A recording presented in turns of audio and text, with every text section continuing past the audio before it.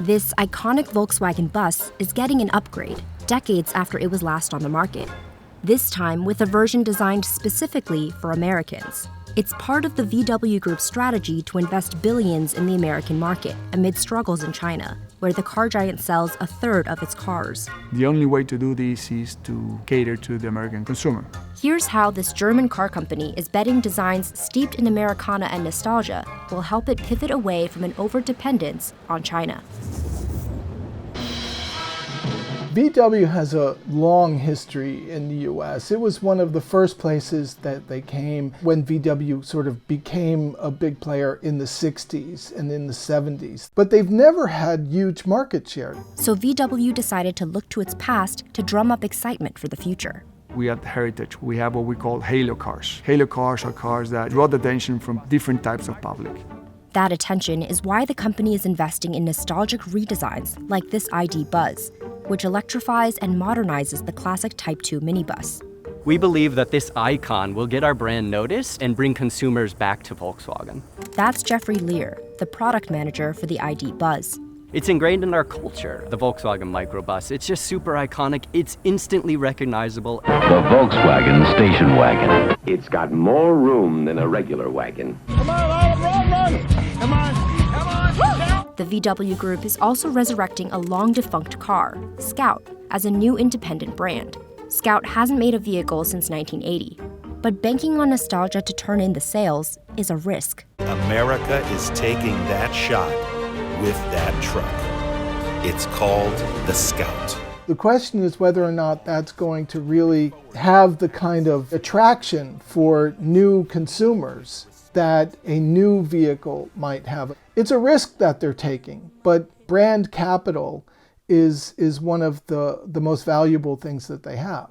But that brand capital alone won't propel the VW Group to its goal of a 10% market share in the US by 2030. That's more than double the carmaker's 2022 market share across all its brands, but still less than companies like Toyota, General Motors, and Ford. The company's small market share in the US is why the carmaker is turning its focus on growing in North America after decades of dominating in China. Sales in China are slipping as homegrown EV companies rise. Chinese carmaker BYD unseated VW as the #1 car brand in the country in the first half of 2023. If China becomes isolated through geopolitical tensions or whatever, that is a huge problem for Volkswagen. And they're trying to address that issue by pivoting a bit away from China, away from Europe, to other markets where they see potential growth. That meant designing cars with American tastes in mind. When the SUV market took off in the US, it took VW a while to adjust. 90% of our volume was in sedans, 10% in SUVs 12 years ago. And today we're the exact opposite. So the company adopted that mindset for other cars. It's producing 2 versions of the ID Buzz, one to sell in Europe, the other in North America. And one of the key things that we did was make sure that it was sized right. The American version is bigger, with an extra row of seats and a space for a larger battery. Americans like big cars, they like having room in the car. But it's not just the size. VW is offering different exterior and interior colorways in the US. They don't want to be seen in a sea full of gray SUVs. So we actually created 3 unique colors that are two-tone specific for the North American market. For America, we wanted to make sure that the interiors complemented the exterior and weren't a perfect match. Even the interior material is different. A synthetic leather for the American version versus a recycled cloth fabric in Europe. The way we live our lives here in America with drive-thrus and families and fun and Cheerios smashed all in the car, this is going to be a lot easier to clean. Chris Benjamin, the chief design officer at Scout Motors, is also tackling the challenges of designing for the American consumer. This silhouette was sort of an early teaser that we did to signify the general silhouette of the vehicle. What you do see is the strong shoulders. You can see the stance in this view. When you're on the road here in the States with traffic, etc., everyone wants to, let's say, stand out. And you can see immediately the broad shoulders, the tires that are out at the corners. So you know it will have a very powerful road presence. On your mid-morning commute, that's important sometimes. They see Scout as their opportunity to actually create an American car company and to become more American than their own European models. And it's not just the look and feel of the cars. The company is planning 25 new EVs across all of its brands by 2030.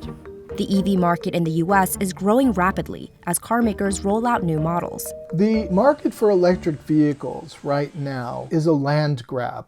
But it's an increasingly crowded market, and VW is used to making gas-powered cars. VW got very serious about electric vehicles sooner than some of its rivals, but they were still late to the game. They've had to learn a hard lesson that making an electric vehicle is not the same as making a conventional car, that they don't necessarily have all the skills they need. And the company wants to produce those new electric cars locally. More than 90% of the cars sold in North America are made there rather than imported. VW is looking to source the materials locally too. If you do a particular part in Europe or in South America or in Africa or whatever it is, how do we make it better, cheaper here in the region? That will shorten your logistics and your supply chain, and you can run the factory a lot faster. The company says that around 80% of the parts used in US-made cars are sourced locally. Localizing the supply chain doesn't just make production faster and cheaper.